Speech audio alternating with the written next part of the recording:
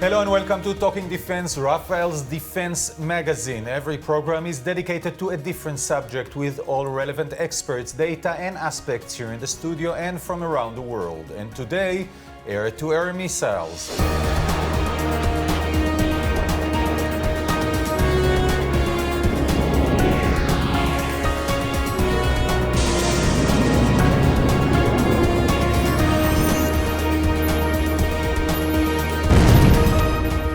I'm joined by Yaniv Rotem, Marketing Manager at the Air Defense Systems and Air-to-Air Missiles Directorate, and Kobi Regev, Founder and CEO at the Squadron, Hatayeset, and ex-commander of two F-16 fighter squadrons. Thank you very much, gentlemen, for joining me. So Yaniv, let's talk about 70 years of legacy, right, at Rafael? Absolutely. We are very proud of these 70 years in which we have been developing and producing and testing and also get those missiles to be operationals of 5 different generations of short-range air-to-air missiles, starting from the Shafir 1 before the Six-Day War until today with the Python 5, 5 generation, all of them operational. And also 3 different generations of BVR missiles, of Beyond Vision Range missiles, which are now led by the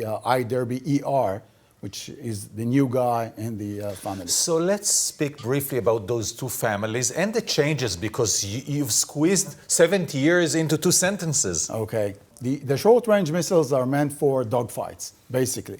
So they are for close range, they are for visual contact, and a little beyond that.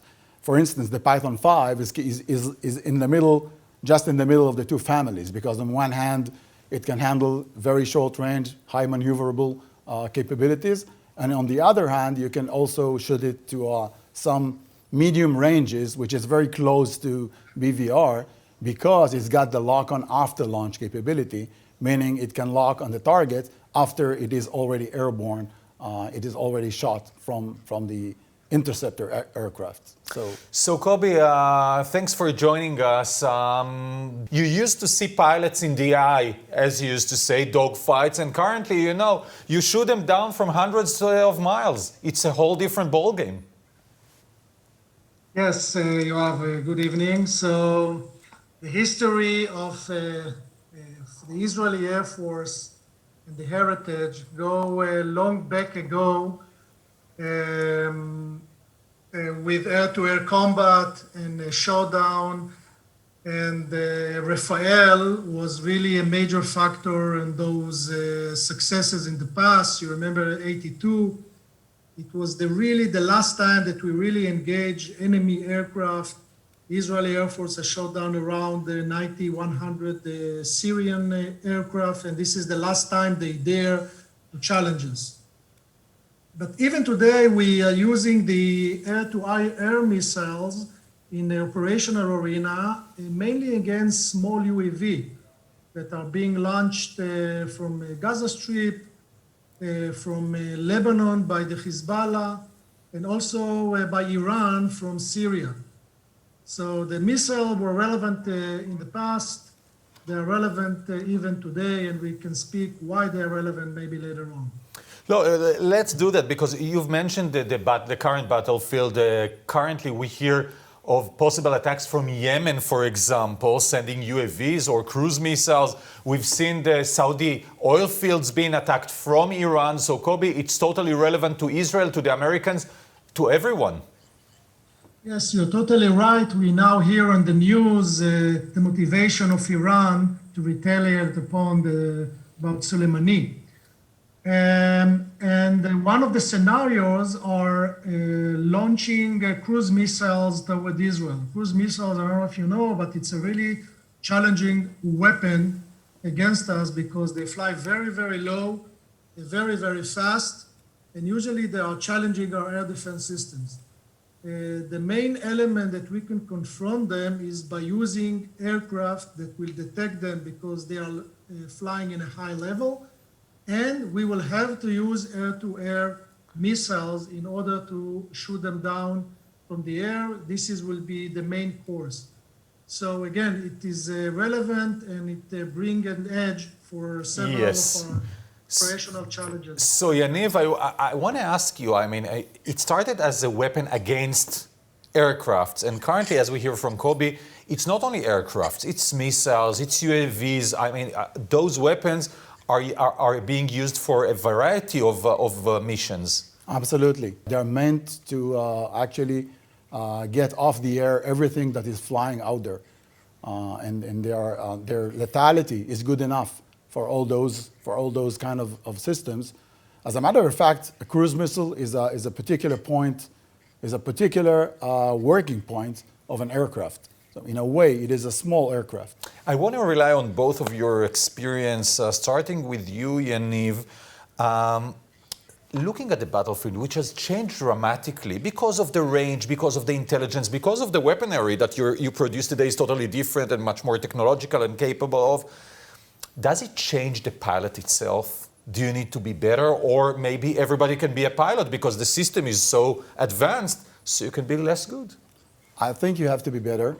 I think you have to control more information. Even though you have all those decision support systems, you still have to control a lot of information that you got into the cockpit to understand the nature, to understand the picture, the aerial picture, and to distinguish enemy from good guys and uninvolved aircraft that is out there in the space. Kobi, you train at the squadron at ISET, you train, everybody to be a pilot, or you prove to everyone that he can try to fly that machine, but is it really so?